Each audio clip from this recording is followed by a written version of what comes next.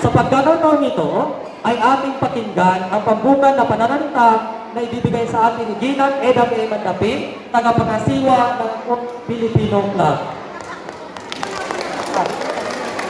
Magpapalakpakan!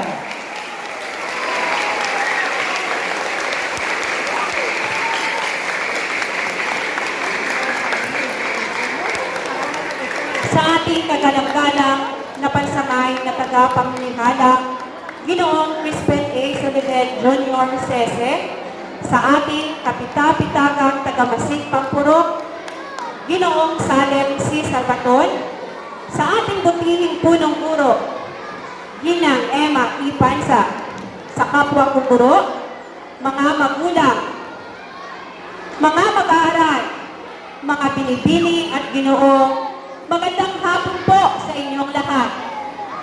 Magandang hapon po.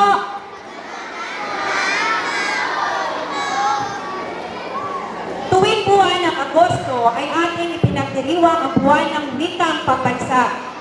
Ito ay upang magbalik tanaw sa kasaysayan ng pagkakaroon ng sariling wika, ang wikang pambansa.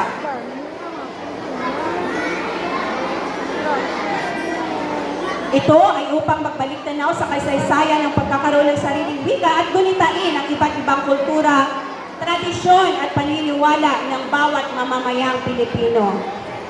Para sa taong 2024, ipinagdiriwang natin ang buwan ng wikang pambansa na may temang Filipino, Wikang Mapagpalaya.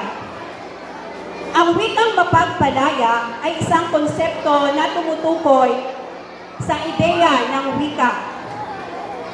Wika na may kakayahang magbigay ng kalayaan o pagbabago sa mga individual o lipunan.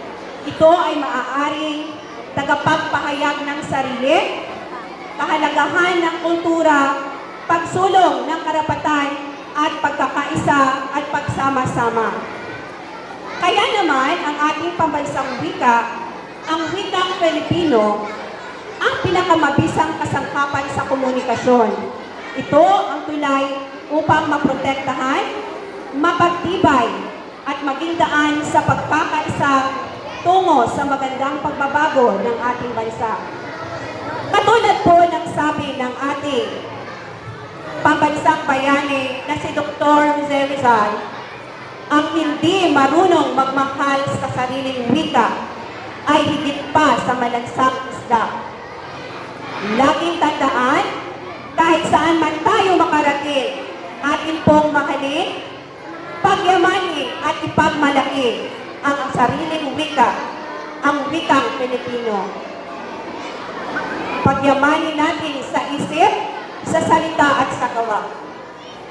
Kaya po, ang mga mag-aaral dito sa mababang paaralang sentral ng Bagong Bayan, katuwang ang kanilang mga guro sa Pilipino, ay nagpamalas ng kanilang talento tulad ng paggawa ng slogan, pagtula, pagsulat ng tula, muling pagkukwento, interpretatibong pagkwento, at pagluluto ng Pilipinong pagkain.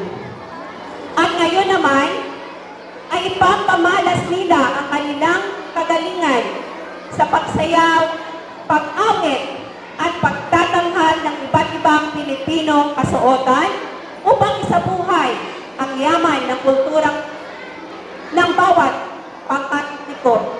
Gayun din ang kanilang wika sa pamamagitan ng mga tugtog at sayaw. Inyo pong tunghayan at samahan nyo kami hanggang matapos ang palatuntunan ito. Maraming salamat po. Muli, mapagpalang araw po sa ating lahat.